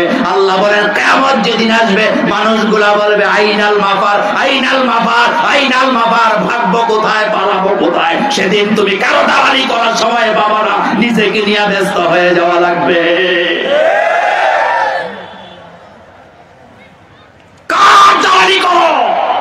আল্লাহ আল্লাহ রাসূলের গোলামি করো, তাছাড়া বাঁচতে পারবে না। লোকেরা কি বলবে? আইনাল মাফার, বলেন মাঠের সময় বলেন আইনাল মাফার, আইনাল মাফার, আইনাল মাফার, ভাগবো কোথায়? আমরা বিভিন্ন দেশের ভূকম্পনগুলো দেখি, বিল্ডিং এর ভিতরে ছাদের নিচে মানুষ থাকে না, পিপিলিকার মতো রাস্তায় বেরিয়ে যাওয়ার কথা, ঠিক না ঠিক? সেদিন ভূকম্পন হবে এমন ভাবে, ভূকম্পনে ছুটে মহাসমুদ্রের পানি গুলাতে পর্যন্ত আগুন লেগে যাবে। আমি জানতে চাই মধুপুরের মানুষ, আগুন লাগলে কি দিয়ে নিবেন? আরো আসতে কোন, আরো আসতে কোন। আগুন লাগলে যদি পানি দিয়ে নিবান, তাহলে সেই পানিতেই যদি আগুন ধরে যায়, কি দিয়ে নিবাবেন চিন্তা করার বিষয় আছে না নাই? আপনাদের এলাকায় বিদ্যুতের আগুন লাগে না? আস্তে আস্তে করে পানি দিলে নিববে তো? পানি দিতে গেলে ফায়ার সার্ভিসের লোকের আপনার ফাঁসার মধ্যে ফিডাইব ধরে, তবে এটা বোকা কোথাকার, আগুন লাগছে তো বিদ্যুতের, আর তুমি আইছো এখন পানি দিতে, পানি দিলে তো এটা পারবে। আর আমার আল্লাহ পাক বলছেন সমুদ্রের পানিগুলোতে আগুন লেগে যাবে। সেদিন টের পাইবা কত দানে কত চাউল, কেউ থাকবে না চারপাশে, কেউ থাকবে না, একাকার হয়ে যাবা, একা হয়ে যাবা, তোমার সঙ্গী কেউ। আল্লাহ বলে এখন চা স্টলে বসে মরে মরে ওই রাজনীতি করো, কোরআনের বিরুদ্ধে কথা বলো, নবীদের বিরুদ্ধে সমালোচনা করছো, কিয়ামতকে অস্বীকার করছো। কাল্লা সায়ালামুন, সুম্মা কাল্লা সায়ালামুন, কয়বার বললেন? আরো জোরে বলেন কয়বার? দুইবার বুঝছে, কারণ যারা বুঝে না তাদের বুঝা দিয়া বুঝাবার দরকার আছে না? না, একবার বললেই তো পারতেন। কিন্তু আমরা যে গাদা মার্কা ব্রেন, আমাদের ব্রেনে যে ঢুকে না, এই জন্য আল্লাহ আমাদেরকে বুঝা দিচ্ছেন কাল্লা সায়ালামুন, সুম্মা কাল্লা সায়ালামুন। তোর ব্রেনে ঢুকে না কেন? ব্রেনে ঢুকবে কিভাবে? পুরাটা তো শয়তানিতে জ্যাম হয়ে আছে, এখানে যানজট লেগে আছে, শয়তানের হেদায়েত ঢুকতে পারতেছে না। আগে যানজট ক্লিয়ার করো, আগে কি ক্লিয়ার করো? কি ক্লিয়ার করো? আগে যানজট ক্লিয়ার করো, এই ব্রেনকে আগে পরিষ্কার করো, নতুবা তুমি হেদায়েত এখানে ঢুকাতে পারবে না। এর জন্য আল্লাহ পাক বলেন কাল্লা সায়ালামুন, সুম্মা কাল্লা সায়ালামুন। আমি তোমাকে বলছি, তুমি কি দেখো না? তুমি কি বুঝো না? এরপরে আল্লাহ পাক বলছেন, বুঝাই দিছি, আয় আলাম নাজআলিল আরদা মিহাদা। আল্লাহ বলেন বান্দা তাকা তো জমিনটা দিকে, এত বড় বিশাল জমিনটাকে বিছানার মতো বানায় দিয়েছেন কে? ব্যাখ্যা দিতে পারবো না, ব্যাখ্যা দিতে পারবো না, ব্যাখ্যাটা অনেক লম্বা হবে। আল্লাহ পাক বললেন, আলাম নাজআলিল আরদা মিহাদা, আমি কি জমিনটাকে তোমার জন্য বিছানা বানিয়ে দেই নাই? এত সুন্দর জমিন, জমিটা সুন্দর না অসুন্দর? এই জমিন আমার ভাইয়েরা নাপাক আর নষ্ট কিন্তু পশু পাখিরা করে নাই, বরং মানবতার নামে অমানবিক লোকেরাই জমিনের পরিবেশকে নষ্ট করে দেয়। ব্যাখ্যা দিলে আমি দিতে পারবো, লম্বা ব্যাখ্যা। এই জমিনের পরিবেশ গরিবেরা নষ্ট করে নয়, পুঁজিবাদীরা নষ্ট করে দিয়েছে এই জমিনটাকে। এই জমিনের পরিবেশ গরিব মিসকিনেরা নষ্ট করে নয়, দরিদ্র ব্যক্তিরা রাজনীতির নামে যারা অপরাজনীতি করে তারা এই জমিনটাকে গিলে খেয়ে ফেলতে চায়। বড় বড় মেল ফ্যাক্টরির নাম দিয়া পুরো এলাকাটা দখল করে। আমি মাঝে মধ্যে বলি, বুকে হাত দিয়ে বলেন, লাখপতি কোটিপতি যারা, তাদের সম্পদের দিকে আমরা গরিবরা তাকাই না, কিন্তু লাখপতি কোটিপতিরা ভিক্ষুকের মতো, রাক্ষসের মতো, শকুনের মতো গরিবের সম্পদের দিকে তাকায় না থাকে। কথা কি ঠিক বললাম না বাড়ায় বললাম? কথা কি ঠিক বললাম না বাড়িয়ে বললাম? আমরা যারা গরিব, আমরা বড় লোকের সম্পদের দিকে তাকাই না, টাইম নাই, কি নাই, কিন্তু বড় লোকেরা গিলে খেতে চায়। ইটের বাটা দিছে 10 কিনে কিনছে, আর বাকি 20 কানি কিনার জন্য পাগল হয়ে গেছে। কারা করে এগুলা? এখন আসতে কোন কেন কারা করে? 4টা জমি একসাথে, 2টা গরিবের, 2টা এক বড় ধনাঢ্য ব্যক্তির। এই গরিবগুলা বড় লোকের জমিটা কিনতে চায় না, দখল করতে চায় না, বরং ধনাঢ্য ব্যক্তিরা বাকি 2টা জমিনকে কৌশলে, জলে, বলে, কৌশলে সেটাকে তারা দখল করতে চায়। কিছু লোক আছে সমাজে, আইসা আমাদের কাছে বলে, হুজুর খুব খারাপ আছিলাম, দোয়া করেন, ভালো হয়ে গেছি, এখন আর নাই। দেখেন সাদা পাঞ্জাবি বানাইছি, সাদা পায়জামা বানাইছি, সাদা টুপি বানাইছি, হুজুর এখন থেকে নিয়মিত মসজিদে পাবেন, ভালো হয়ে গেছে।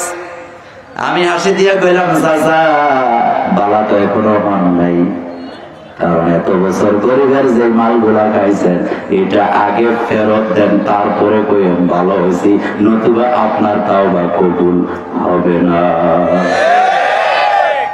চেয়ারম্যান সাহেব আমাকে হাত ধরে বলতেছে, বাবা খেয়াল কর, 37 বছর চেয়ারম্যানই করছে তো, কয় বাবা খুব খারাপ কাজ এটা, এই রাজনীতি খুব ভালো না, খুব খারাপ, এটির জন্য কত কিছু করতে হয়। বাবা দোয়া করে ভালো হয়ে গেছে, সব ছেড়ে দিচ্ছে, ভবিষ্যতে আর হজ ছাড়া, মসজিদ ছাড়া কোথাও পাবা না। আমি বললাম, চাচা ভালো কথা, 37 বছর চেয়ারম্যানই করতে যায় দুম্বার গোস্ত যেগুলা খাইছেন, খেজুর যেগুলা খাইছেন, রাস্তার বালু যেগুলা খাইছেন, ফেরত দিচ্ছেন নি? ফেরত দেন নাই যতক্ষণ ভালো হন নাই ততক্ষণ। এটা মোল্লার কথা না আল্লাহর কথা।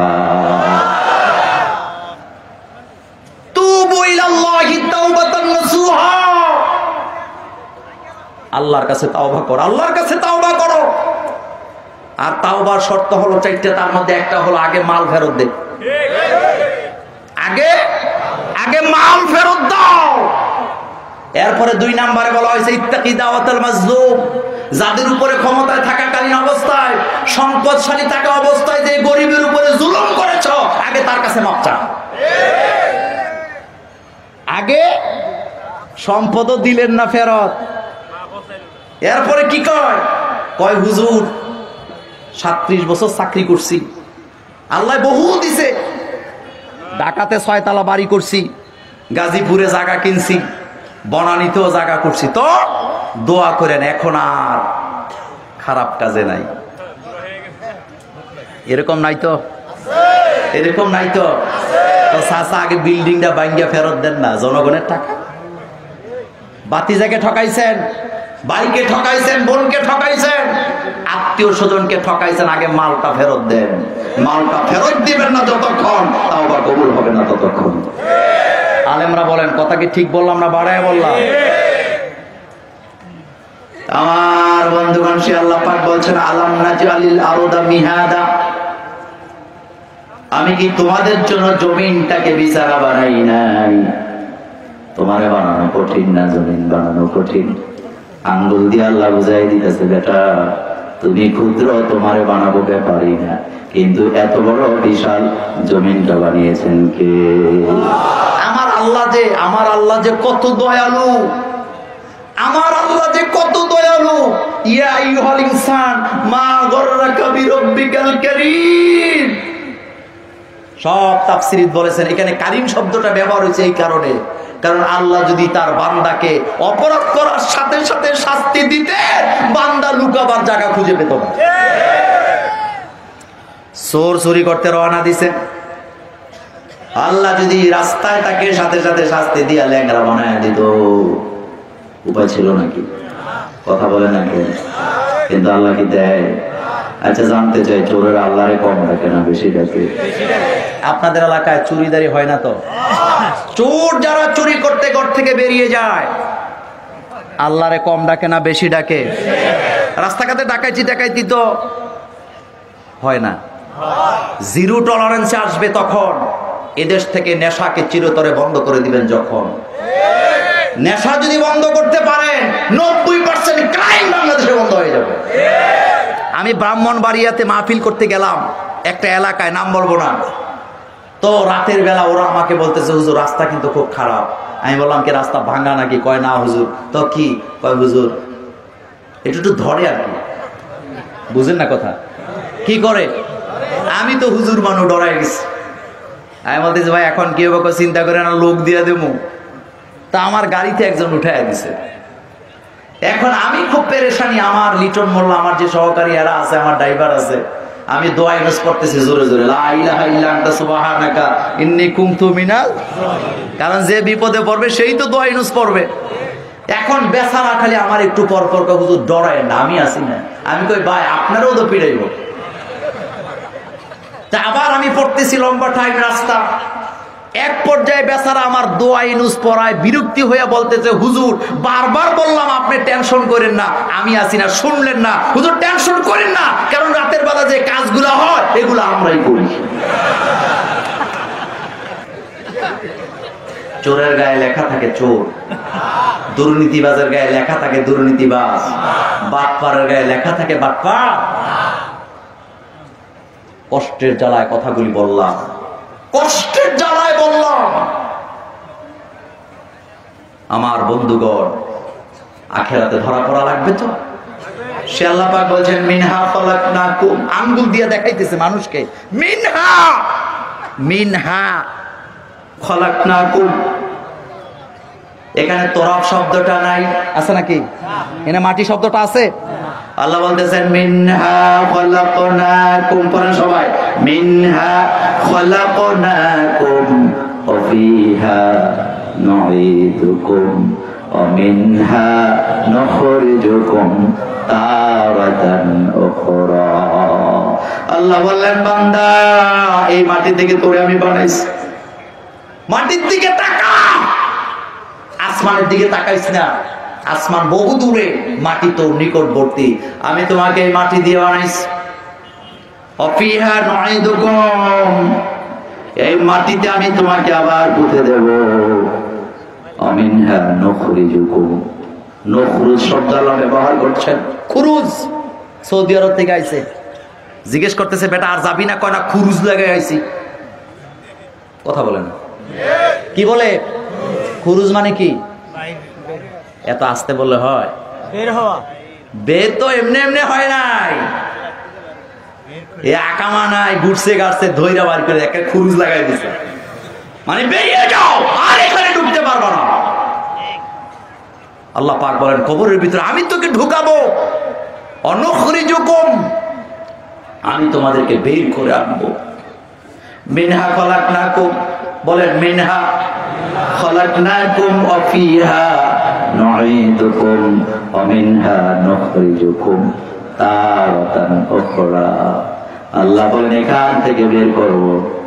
আপনি যদি কবরটাকে পাক্কা কইরা, টাইলস কইরা, জাজিম লাগায়ও যদি যান, এসি লাগায়ও যদি যান, 1.5 পয়সার কোনো লাভ হবে না। কুমিল্লার মুরাদনগরে এক পিসা হুজুর মারা গেছে, আমার বাড়িও ওই এলাকায়। পিসা হুজুর মরার পরে কবর করা হলো, সাথে সাথে মুরিদরা তৈরি ছিলেন, ইট সিমেন্ট বালি দিয়া ডাইরেক্ট পাক্কা করে ফেলাইছে।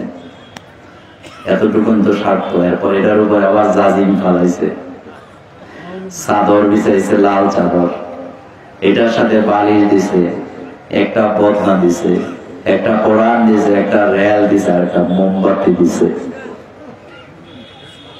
কি দিছে বুঝেন না কথা? আমার ভাইয়েরা, আমার বাড়ি যেহেতু ওই এলাকায়, আমি তার একজন মুরিদকে জিজ্ঞেস করলাম, কোরআন দিলেন পড়ার জন্য মাইনা নিলাম, বদনা দিলেন ওযু করার জন্য মাইনা নিলাম, কিন্তু মোমবাতিটা কেন দিচ্ছেন? ওমা হুজুর, আলো কি লাগবে না? আমি বললাম, বেটা লাভ নাই, কারণ দুনিয়ার আলো দিয়া কবরকে আলোকিত করা যায় না। কবর যদি আলোকিত করতে হয়, আল্লাহ আর কোরআনের আন্দোলন করা লাগে, আল্লাহর কোরআন লাগে। কোরআন ছাড়া কবর কোনোদিন আলোকিত হবে না। এটাকে বলা হয়েছে নূর। কি বলা হয়েছে? আরো জোরে বলেন, কি বলা হয়েছে? নূর। আমার বন্ধুগণ, আল্লাহ আঙ্গুল দিয়ে দেখাই দিন, আমি তোর এই মাটি থেকে বানাইছিলাম, অস্তিত্বহীন করে দেব। ফামা ইউকাযযিবুকা বা'দু বিদ্দীন, বলেন ফামা ইউকাযযিবুকা বা'দু বিদ্দীন আলাইসাল্লাহু বিআহকামিল হাকিমিন। পড়তে ইচ্ছা করে না ভাইরা? আলাইসাল্লাহু বিআহকামিল হাকিমিন, বিচারকের বিচারক, শেষ বিচারক, ফাইনাল বিচারকের নাম হলো আমার রব, আমার আল্লাহ। এরপরে আর কোন বিচার? বিশ্বনবী হাদিসের বর্ণনায় বললেন, কিয়ামতের ময়দানে একজন গরিব মানুষকে হাজির করা হবে, আর একজন প্রভাবশালী মানুষকে হাজির করা হবে। আল্লাহ বলবেন, বান্দা, ওই গরিব লোকটাকে জিজ্ঞেস করবে, এই লোকটাকে চিনো নাকি?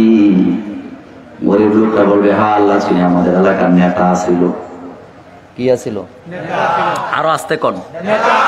চিনি, এটা আমাদের এলাকার সর্দার ছিল, মাতাব্বর ছিল।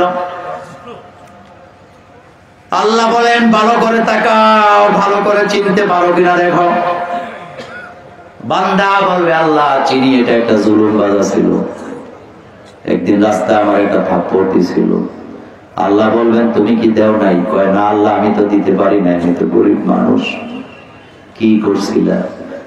বান্দা বলবে, আল্লাহ দুনিয়ার বিচার চাইছিলাম না, আকাশের দিকে তাকাইয়া তোমার কাছে বিচারটা দিছিলাম। আল্লাহ বলবেন, বান্দা বিচার আমার কাছে জমা হয়ে আছে। ওই দিন ওই রাস্তায়, দুর্গাপুরের চৌরাস্তায় তোরে যেভাবে করে একটা থাপ্পড় দিছে, যত তোরে দিছে, আমি রবের সামনে আজকে তারও এমন একটা থাপ্পড় দিয়ে দে। গল্প না হাদিস? আলেমরা বলেন, গল্প না হাদিস? আজকে যাকে থাপ্পড় দাও, গালি দাও, প্রত্যেকটা তোমাকে তোমার রব করে গন্ডা ফিরে দেবে। টের পাও না, টের পাও না, বাঁচার কোন রাস্তা খোলা নাই।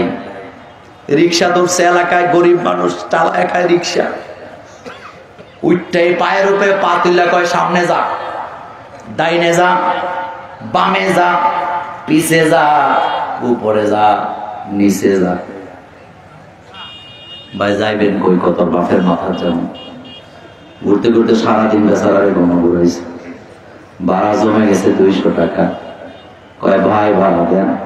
50 টাকা দিয়া টাকায় আছে গরিব মানুষ। কয় ভাই ভাড়া তো 200 টাকা, 50 দেন কেন?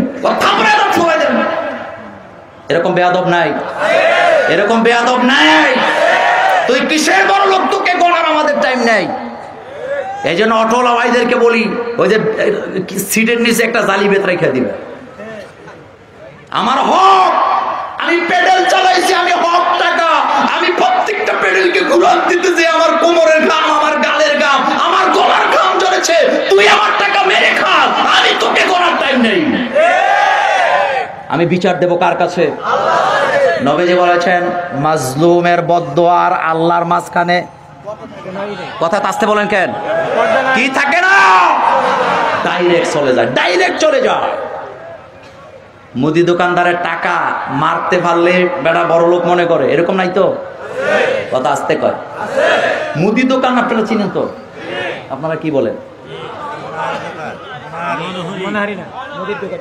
মুদির দোকান অনেক আইটেম, ডাল, চাল, চিনি, লবণ, আদা, মরিচ যেটাতে থাকে। হ্যাঁ, মোনাহারি, মোনাহারি, ওকে, অসুবিধা নাই।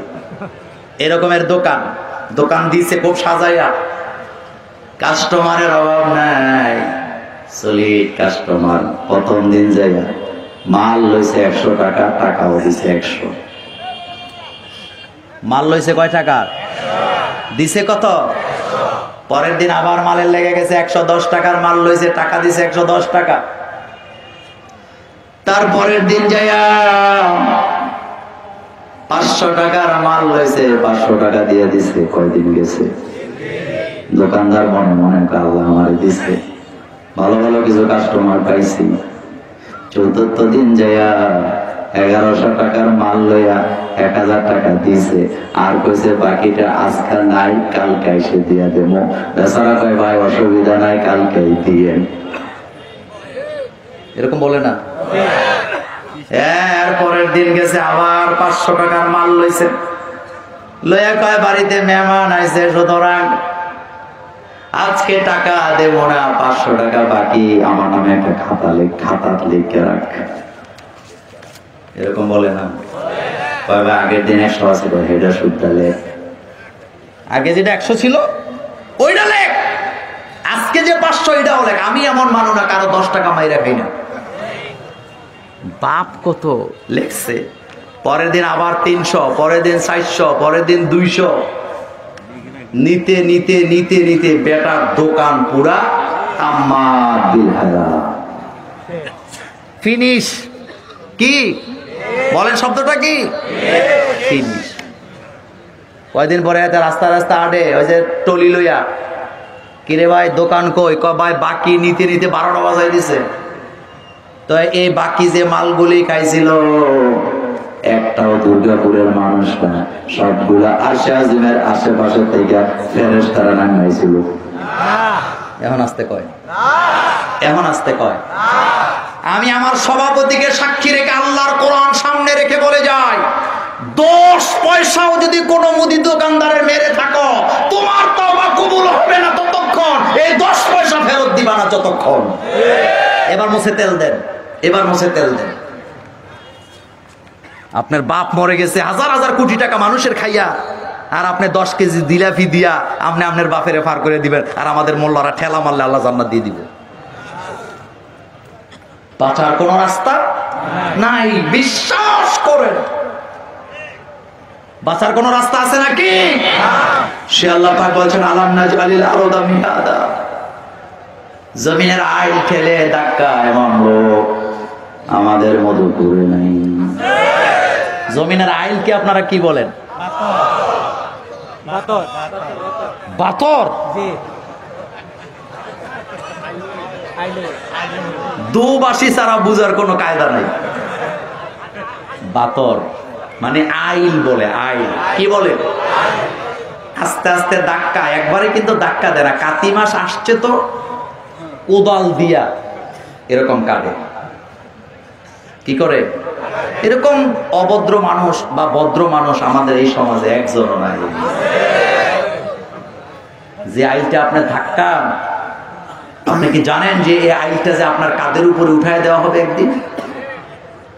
মোল্লার কথা না আল্লাহর কথা? অকুল্লা ইনসানিন আলজামনাহু তাইরাহু ফি উনুকিহি ওয়া নুখরিজু লাহু ইয়াওমাল কিয়ামাহ। সব তোমার কাঁধে উঠানো হবে। আমার বন্ধুগণ, সে আল্লাহ পাক বলছেন, আলাম নাজআলিল আরদা মিহাদা, জমিনটাকে কি আমি তোমার জন্য বিছানা বানাই নাই? আল জিবালা আওতাদা, আল্লাহর কি সুন্দর শব্দ ছিল। প্যারাক চিনেন তো আপনারা? নৌকা চিনেন তো? নৌকা কোথায় বসে? আরো জোরে করো। কিন্তু নৌকার কাঠ আর তক্তাগুলি জোড়া লাগায় কি দিয়া? পেরাক দিয়ে জুড়ে দেয়, এমন ভাবে জুড়ে দেয় পানি ওঠার কোন রাস্তা থাকে না। আল্লাহ পাক বলেন আলাম নাজালিল আরদা মিহাদা ওয়াল জিবালা আওতাদা। পেরেক বলো আর বিনারি বলো আর তার কাটা বলো, এটা দিয়ে আমি জমিনটাকে স্থির করে দিলাম, পাহাড়গুলিকে আমি পেরেকে পরিণত করে দিলাম। বিজ্ঞানীরা বলেছেন প্রত্যেকটা পাহাড় উপরের দিকে যা আছে তার নিচের দিকে তার চেয়ে 3 গুণ বেশি আছে। সুবহানাল্লাহ। এখনো আসে না? তুফান আসলে ওই গাছ পড়ে যায় যেই গাছের মূল নাই, কিন্তু যেটার মূল গভীরে চলে গেছে এটাকে উপরে ফেলা দেওয়া যায় নাকি? সেজন্য মোমেনদের ব্যাপারে আল্লাহ মূল শব্দটা কোরআনে ব্যবহার করেছেন। আমার মোমেনদের মূল উপরে দেওয়া যাবে না। যত ষড়যন্ত্র করো কোরআনের আন্দোলনের লোকেরাই টিকে থাকবে। লা ইয়াদুররুকুম ইল্লা আযান, সাময়িক কষ্ট দিতে পারবা কিন্তু তাদেরকে নিশ্চিহ্ন করতে পারবা না। লা ইয়াদুররুকুম ইল্লা আযান, লা ইয়াদুররুকুম ইল্লা আযান। তোমাদেরকে তারা সাময়িক কষ্ট দিতে পারবে কিন্তু তোমাদের মূলকে তারা উপরে দিতে পারবে না, কারণ এই মূল অনেক গভীরে চলে গেছে। তারাহুম রুকআন সুজদা। সে আল্লাহ পাক বলেন অল জিবালা আওতাদা, বলেন অল জিবালা আওতাদ। আমি পাহাড় দিয়ে পেরেক মেরে দিয়েছি, আর সেই পাহাড় জনমের মতো কাটে। এরকমের ভূমিদস্যু আমাদের বাংলাদেশে নেই। পাহাড় কি গরিবরা কাটে? কথা আসতে বলেন কেন? পাহাড় কারা কাটে? খাপে খাপে মিলে নিয়ে। অল জিবালা, বিশ্বনবী পাহাড়কে শ্রদ্ধা করতেন। পাহাড়ের ব্যাপারে কোরআনে কথা আছে না নাই? প্রতিটা যুদ্ধে পাহাড়ের কথা আছে না নাই? পাহাড় মানুষের নিরাপত্তা দেয়, আর সেই পাহাড় কেটে আমরা খান খান করি, জনমের মতো টুকরা টুকরা বানাই, যার কারণে সেই পাহাড় দিয়া আমাদের রব আমাদেরকে মাঝে মধ্যে চাপা দেয় কি দেয় না? তুমি পাহাড়ের সাথে যে আচরণ করছো সেই আচরণ তোমার সাথে হয়ে যায়। আজকে আমি একটা নিউজ পড়লাম অনলাইনে, যেহেতু কথাটা মিডিয়াতে যাচ্ছে, আমি সত্য মিথ্যা যাচাই করার টাইম পাই নাই, নিউজের সত্যতা এখনো যাচাই করতে পারি নাই। আজকে নিউজটা পড়ে আমার শরীরটা শিহরিয়ে উঠলো। নিউজে দেখতে পেলাম বাবরি মসজিদের জায়গায় যে মন্দির বানানোর ঘোষণা দিয়েছিলেন, ওখানে মাটি পরীক্ষা করে দেওয়া হয়েছে। ওই মাটি মন্দির বানাবার জন্য মাটি তৈরি নাই, উপযুক্ত নাই, মাটি তার মন্দিরকে গ্রহণ করতে চায় না। যেহেতু নিউজটা আমি পুরা পড়তে পারি নাই, এটা আজকে ব্যাখ্যা দেব না, আগামীকাল যদি কোথাও মাহফিল করি সেখানে ব্যাখ্যা দেব। আল্লাহর জমিনে থেকে যদি তুমি আল্লাহর সাথে নাফরমানি করো, জমিন তোমাকে ছেড়ে দিবে না, জমিন তোমাকে শাস্তি দিয়ে ছেড়ে দিবে। কত জাতিকে আল্লাহর এই জমিন গিলে খেয়ে ফেলেছে। কারদে কাউমে লুতেরা যে উজব, কারদে কাউমে লুতেরা জের উজব। শেখ সাদির কবিতা। কাউমে লুত শক্তিশালী ছিল, আদ জাতি সামুদ জাতি, তাদের চেয়ে শক্তিশালী পৃথিবীতে আর কোন পুরুষ আছে নাকি? নাই, কিন্তু তাদেরকে মাটি গিলে খেয়ে ফেলেছে, নিশ্চিহ্ন করে দিয়েছেন। তাদের প্রজাতির একটা লোক আপনি খুঁজে পাবেন না। সুবহানাল্লাহ। কে ধরেছেন? কে ধরেছেন? সে আল্লাহ পাক বলছেন অল জিবালা আওতাদা। শেষ কথা বলি, ওয়া খালাকনাকুম আজওয়াজা। বলেন তো, ওয়া খালাকনাকুম আজওয়াজা। বান্দারে আমি কি শুধু মাটি বানাইছি নাকি একলা? আমি কি শুধু পাহাড় গুলাকে প্যারয়েড বানাইছি নাকি? না, ওয়া খালাকনাকুম আজওয়াজা। তোমার আমি একা একা বানাই নাই, তোমাকে জোড়া করে বানিয়েছি যাতে এই জমিনে তুমি বংশ বিস্তার করতে পারো। চিরকুমার শব্দটি ইসলামে জায়গা নাই। ওয়া খালাকনাকুম আজওয়াজা। আল্লাহ পাক সূরা নিসার প্রথম আয়াতে বলেছেন, ইয়া আইয়ুহান নাসুত্তাকু রাব্বাকুমুল্লাযী খালাকাকুম মিন নাফসিন ওয়াহিদা ওয়া খালাকা মিনহা যাওজাহা ওয়া বাসসা মিনহুমা রিজালান কাসীরাও ওয়া নিসা। আল্লাহ বললেন, বান্দা ও দুনিয়ার মানুষেরা, তোমাদের রবকে ভয় করো, যিনি প্রথম একজন বানিয়েছেন, সেখান থেকে তার জোড়া তৈরি করেছেন। সেখান থেকে লক্ষ লক্ষ নর নারী সারা পৃথিবীতে ছড়িয়ে দিয়েছে। হিন্দু, বৌদ্ধ, খ্রিস্টান, ইহুদি, নাসারা, মুসলমান সবাই কার সন্তান? এত আসতে বলে কেন? কার সন্তান? আদম আলাইহিস সালাম ছিলেন একজন তাওহীদপন্থী, তিনি শিরকপন্থী ছিলেন না। সুতরাং যারা আজকে শিরকপন্থী, তারা আদম আলাইহিস সালামের সাথে পর্যন্ত বেঈমানি করছে। এই কথাটার ব্যাখ্যা আমি এভাবে দেই, বাপ যদি বুইয়া হয় তো ছেলের নামের পরে কি লেখে? এত আসতে বলেন কেন? বাপ যদি মোল্লা হয় ছেলের নামের পরে কি লেখে? বাপ যদি চৌধুরী হয় ছেলের নামের পরে কি লেখে? তাহলে বাপ যদি মুসলমান হয় ছেলেরাও কি হওয়া দরকার? যদি না হয় তাহলে গন্ডগোল আছে না? তাওহীদ প্রতিষ্ঠা করার জন্য আদম আলাইহিস সালামকে আল্লাহ দুনিয়াতে পাঠিয়েছেন, শিরককে লালন পালন করার জন্য। এই জমিন কে বানিয়েছেন? আমাদের আব্বাকে আম্মাকে জোড়ায় জোড়ায় বানিয়েছেন কে? পৃথিবীর সব ধর্মের লোকেরা এটা স্বীকার করে যে আমাদের আদি পিতা আদম। শব্দটা উল্টা ভাবে বলে, অ্যাডাম বলে অনেকে। অ্যাডাম কি বলে? ভিন্ন ভাবে বলে। আপনারা অনেকে জিওগ্রাফি দেখেন তো? কথা বলে না। জিওগ্রাফি দেখেন তো? দেখবেন ফার্স্ট ম্যান একটি অনুষ্ঠান দেখায়, সেখানে আদম আলাইহিস সালামের হিস্ট্রি তুলে ধরা হয়েছে। এ মুসলিম জাতি, জেনে রাখো, তোমাদের মূল এটা 200-300 বছর আগের নয়। এই পৃথিবী সৃষ্টি করার পরে আল্লাহ পাক বলেছিলেন, ইন্নী জাইলুন ফিল আরদি খলিফা, আমি খলিফা বানিয়েছি জমিনের জন্য। আর প্রথম খলিফা ছিলেন তোমার বাবা আদম। তিনি এসেছেন তাওহীদ প্রতিষ্ঠা করার জন্য। আর সেই তাওহীদ প্রতিষ্ঠা করার জন্য আমরা কাঁধে কাঁধ মিলাতে রাজি আছি না নাই? তুই হাত উঁচু করে আমার আল্লাহকে দেখাও।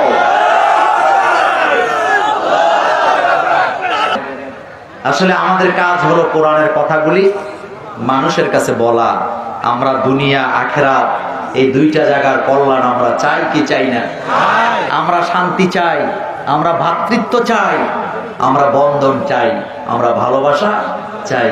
রাসূলুল্লাহ সাল্লাল্লাহু আলাইহি ওয়াসাল্লাম বলেছেন, সাম্প্রদায়িকতার কোন জায়গা ইসলামে নাই, বরং সম্প্রীতি দিয়ে ভর্তি হলো ইসলাম। আল্লাহর নবী বলেছেন, মান দাআ ইলা আসাবিয়্যাতি ফালাইসা মিন্না, যারা সাম্প্রদায়িক উস্কানিমূলক কথা বলে, সাম্প্রদায়িকতা ছড়ায়, তারা আমি নবী মুহাম্মদ সাল্লাল্লাহু আলাইহি ওয়াসাল্লামের উম্মত হতে পারে না। এই এত সুন্দর কথা, এত সুন্দর কথা পৃথিবীর কেউ কি আর বলতে পেরেছে? পৃথিবীর কেউ কি আর বলতে পেরেছে? এই যে এত বড় মাহফিল, সেটা তার প্রমাণ। এখানে আমাদের মধ্যে কোনো মারামারি আছে? কোনো দলাদলি আছে? কোনো ধাক্কাধাক্কি আছে? কোনো ঠেলাঠেলি আছে? আমরা সবাই কার জন্য এখানে বসে আছি? আয় আল্লাহ, কিয়ামতের ময়দানে আজকের এই মাহফিল যারা বসে আছে, নারী পুরুষ সকলকে তুমি তোমার আরশে আজিমের ছায়ার নিচে একটু জায়গা দিয়ে দিও। আমরা কোরআনের কথা বলি, কিসের কথা বলি? আমরা হাদিসের কথা বলি। যারা আলেম ওলামা আছেন তাদের প্রতি আমার একটাই নসিহত, আপনি যখন মিম্বরে কথা বলেন কোরআন হাদিস দিয়ে দিয়ে আপনি মানুষগুলোকে বুঝাবেন। দাওয়াতের মিশন তিনটা, উদউ ইলা সাবিলি রাব্বিকা বিল হিকমা ওয়াল মাউইজাতিল হাসানা ওয়াজাদিলহুম বিল্লাতি হিয়া আহসান। তিনটা পদ্ধতির কথা বলা হয়েছে দাওয়াতি কাজ। উদউ ইলা সাবিল রাব্বিকা বিল হিকমা। হিকমা মানে হলো কোরআন হাদিসের দলিল। হিকমা মানে কি? আপনি যেই কথা বলবেন তার সাপোর্টিং এ যেন কি থাকে? দলিল থাকে। দলিল ছাড়া কোনো কথা ইসলামে গ্রহণযোগ্য হতে পারে না। দলিল দিয়ে যারা কথা বলে না তাদের কথা শুধু তাদের কথাই, এটা আমাদের কথা হতে পারে না। 2 নাম্বার আল্লাহ পাক বলেন আল মাউইজাতিল হাসানা। মাউইজাতিল হাসানার মানে হলো তোমরা যখন ওয়াজ করো, তোমরা যখন কথা বলো, তখন তোমরা সুন্দর সুন্দর কথাগুলি মানুষকে শোনাও, মিষ্টি ভাষায় শোনাও। এরপরে আল্লাহ পাক বললেন ওয়াজাদিলহুম বিল্লাতি হিয়া আহসান। দাওয়াতি কাজ করতে যায় যদি কোনো তর্ক করতে হয়, বিতর্ক করার আগে সুন্দর শালীন ভাষায়, মধুর ভাষায়, নম্রতা ভদ্রতা সহকারে তুমি তোমার দাওয়াতি কাজ চালায় যাও, ইনশাআল্লাহ সেই দাওয়াতে আল্লাহ বরকত দিয়ে দিবে। হযরত মুসা আলাইহিস সালাম দাওয়াত দিতে গেছেন ফেরাউনকে। আল্লাহ বললেন ফাইন্নাহু তাগা, ফেরাউন তাগা হয়ে গেছে, তার কাছে দাওয়াত নিয়ে যাও, তাওহীদের দাওয়াত দাও। মুসা আলাইহিস সালাম বললেন আল্লাহ, প্রতিষ্ঠিত একজন গভর্নমেন্টের বিরুদ্ধে আমি দাওয়াত নিয়ে যাব, সে তো আমাকে এমনি এমনি ছেড়ে দিবেন, আমার উপরে অত্যাচার করবে। আল্লাহ বলেন আপনি পড়েন রব্বি শরহ লি সাদরি ওয়া ইয়াসসির লি আমরি ওয়াহলুল উকদাতাম মিন লিসানি ইয়াফকাহু কাওলি ওয়াজআল লি ওয়াজিরাম মিন আহলি। মুসা আলাইহিস সালাম বলেন রব্বি শরহ লি সাদরি, আয় আল্লাহ, দাওয়াতি কাজ করতে হলে সিনায় শক্তি লাগে। কোন জায়গায়? সদর। এটাকে আপনারা কি বলেন? বুকের পাটায় যদি সাহস না থাকে যুবক, নেতা হতে পারবা না। নেতা হতে হলে বুকের পাটায় সাহস লাগে, কি লাগে না? আর ইসলামের দাওয়াত দিতে হলে এই জায়গায় সাহস লাগে, কি লাগে না? এজন্য নবীদের মিশন এটা, রব্বি শরহ লি সাদরি। আর আমার নবীর ব্যাপারে আল্লাহ পাক বলেন আলাম নাশরাহ লাকা সাদরাক, আমি কি আপনাকে দাওয়াতি কাজ করার জন্য আপনার সিনাকে মজবুত করে দেই নাই? রাফা আল্লাহু যিকরাহু ফিদ দুনিয়া ওয়াল আখিরা, দুনিয়া আখিরাতের জন্য আমি আপনার সিনাটাকে উন্মুক্ত করে দিয়েছি। সুবহানাল্লাহ আসে না? সুবহানাল্লাহ আসে না? দেওবন্দ থেকে পাশ করে আইছে, বাংলাদেশের নামি দামি কামেল মাদ্রাসা থেকে লেখাপড়া করে আইছে এলাকায়, কিন্তু বুকের পাটা দুর্বল। এই লোকটাকে যদি আপনি বলেন বাবা তুমি আমাদের এলাকার সম্পদ, এত সুন্দর রেজাল্ট, এত হাদিস মুখস্থ করে আইছো, আসো আজকের জুমার নামাজটা তুমি পড়াবা, বেটার বুকের পাটায় যদি সাহস না থাকে খুতবা দিতে পারবে না। পারবে? কোন রকমের কারিয়ানা বিভাগে পড়ছে, কিন্তু বুকের পাটা বড় মজবুত। তাকে যদি বলা হয় খুতবা দেওয়ার জন্য, ঘন্টার পর ঘন্টা কথা বলতে পারবে। কথা ঠিক কিনা? আজকের মাহফিলে যারা এসেছে দাওয়াতি কাজের জন্য হিম্মত চাই, বুকের পাটায় সাহস চাই। বাতিল শক্তির যত বড় আঘাত করবে, আমি বুক দিয়ে তত বড় আঘাতের জবাব দিয়ে কালিমার পতাকা উড্ডয়নের জন্য কাজ করে যাব। আমাকে যেন কেউ দমায়া দিতে না পারে। এই বুকটাকে আল্লাহ পাক বলছেন আলাম নাশরাহ লাকা সাদরাক ওয়া রাফা'না লাকা যিকরাক রব্বি শরহ লি সাদরি। এরপরে বলেন ইয়াসসির লি আমরি, আমার কাজগুলো সহজ করে দাও। আল্লাহ যদি তার বান্দার জন্য দাওয়াতি কাজের ময়দানটা সহজ করে না দেয়, এই ময়দানে দাওয়াতি কাজ করা যাবে না। সেজন্য সাহায্য চাইতে হবে কার কাছে? ইয়াসসির লি আমরি, ইয়াসসির সহজ করে দেন, আমরি আমাদের কাজগুলোকে আপনি সহজ করে দেন। আহলুল উকদাতাম মিন লিসানি, জবানে আপনি হালকা করে দেন, মজা দিয়ে দেন। ইয়াফকাহু কাওলি, যাতে মানুষগুলোকে কথাগুলি ভালোভাবে বুঝাতে পারি। এরপরে আল্লাহ বললেন মুসা আলাইহিস সালাম তুমি বলো যে আল্লি ওয়াজিরাম মিন আহলি, আপনি দয়া করে আমাকে একটা কর্মী বাহিনী দেন, যে কর্মী বাহিনী ময়দানে ছেড়ে দিয়ে আমাকে পিছে হটবে না। সুবহানাল্লাহ আসলো না? ওয়াজআললি ওয়াজিরাম মিন আহলি,